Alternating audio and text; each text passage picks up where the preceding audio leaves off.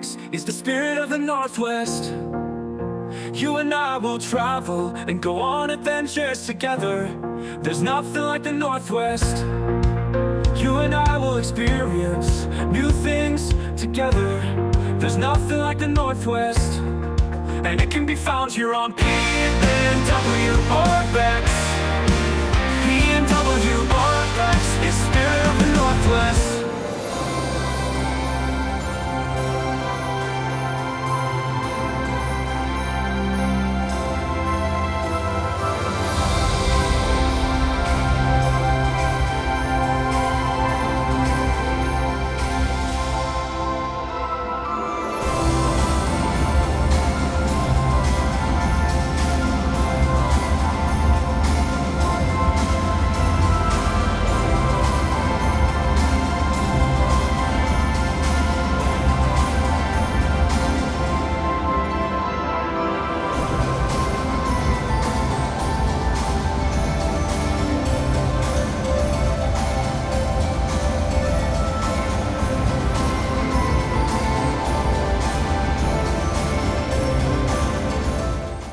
Welcome to Pacific Northwest Urbex. Today we're going to take a step back in time to December 2nd, 2024. And this will be the first video of the walkthrough of the Sears in Tukwila, Washington going into liquidation.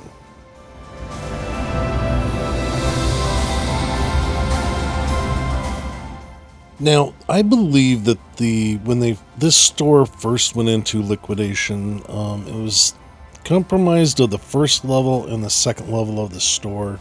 When this store went into liquidation, I was actually going through surgery. In fact, you're going to probably see me here on a knee scooter, scooting around through the store. But by this time, the second level had already closed down, and anything that was there, which was pretty much mattresses and appliances, that has all been brought down to the first level. So what we're going to do is we're just going to kind of, in this case, scoot through the store, see what they have for sale.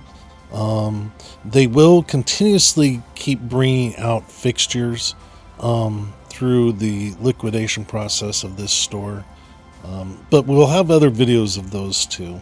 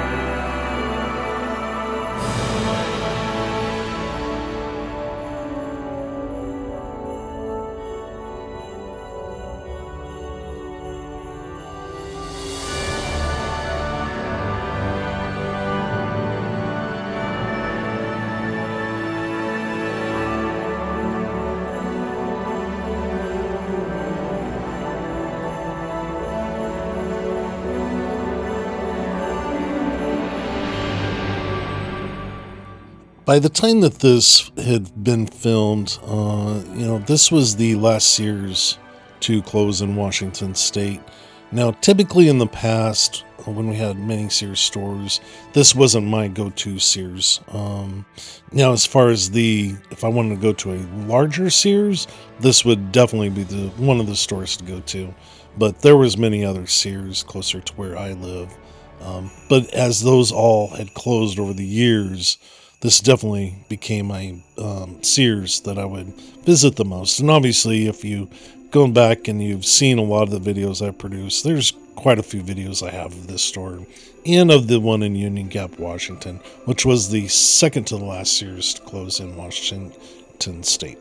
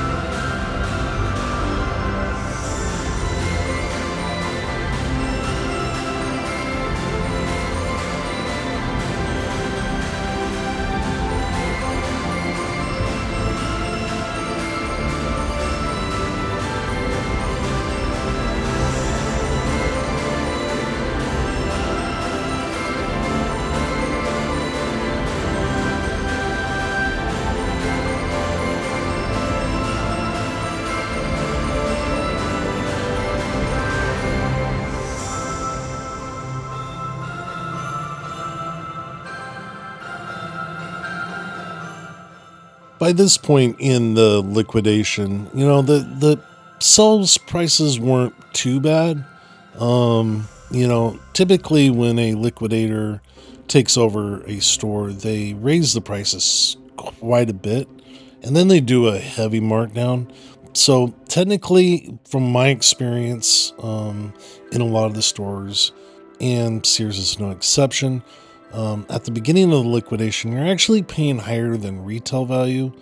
But at this point, because the liquidation had been going on for a little while already, some of the prices weren't that bad, but just like all liquidations, there is a kind of a sweet soft point to hit on these sales.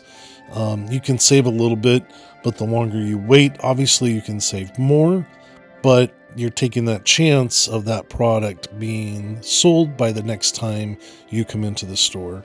Unless you're hitting the store every single day and keeping a close eye on it, like there's 5 items left of something I'm looking at.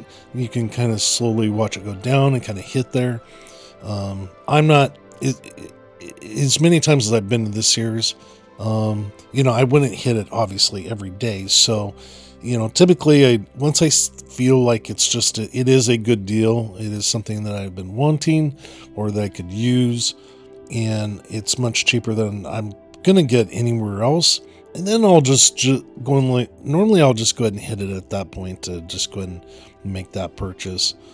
Even though when I come back, there may be a couple of units left at a much cheaper price, but everybody has their points on where they're willing to purchase something that is on a sale price.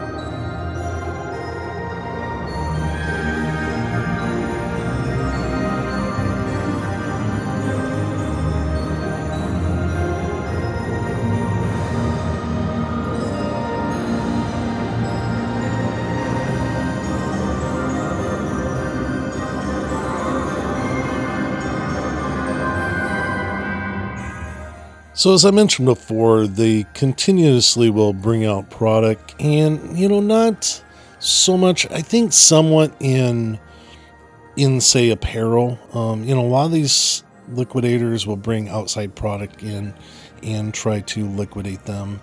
And it would be a product that, let's say, you just normally don't see that this store would carry. Now, in the instance with this liquidator, I saw some of that, but not a whole lot. There was some things I knew that the store hadn't carried in years, and then I'd see them, it obviously being liquidated on the sales floor. So you could kind of tell what was being a typical Sears product and what wasn't by this point when Sears was in business. But the fixtures in themselves, they were continuously bringing out fixtures, even up to the last hour that they were open. And we'll see that in that video. It's just crazy on how much stuff they were continuously bringing out. And they must have just had stored in the back stock rooms to try to liquidate. The fixture prices themselves were very cheap. Actually, it was the cheapest that I've ever seen in any liquidation store. And I think a lot of it was of course they have a certain amount of time that they have to get rid of everything. But I think it was just the sheer number of fixtures that this store had, it being a 3-level Sears, that they try to price stuff to just move. In one of the videos in a future visit, I believe I caught where there is a company or some people, and they are just taking apart the fixtures just by the dozens and dozens. And I don't know if they were scrapping the metal or if they were going to package them up to ship out to use it somewhere else. I have no idea. But it's just like the store really couldn't even unload the amount of fixtures they had quick enough. So that part was quite interesting. But anyway, we'll go and continue to walk around here just a little bit more.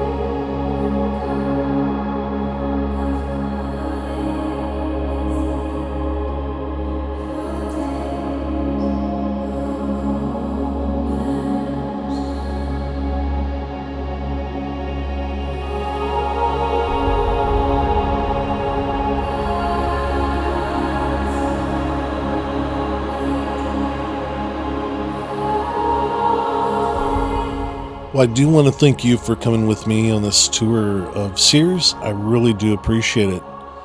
Make sure you take care of yourself, have a great day, and I'll see you in the next video. Bye.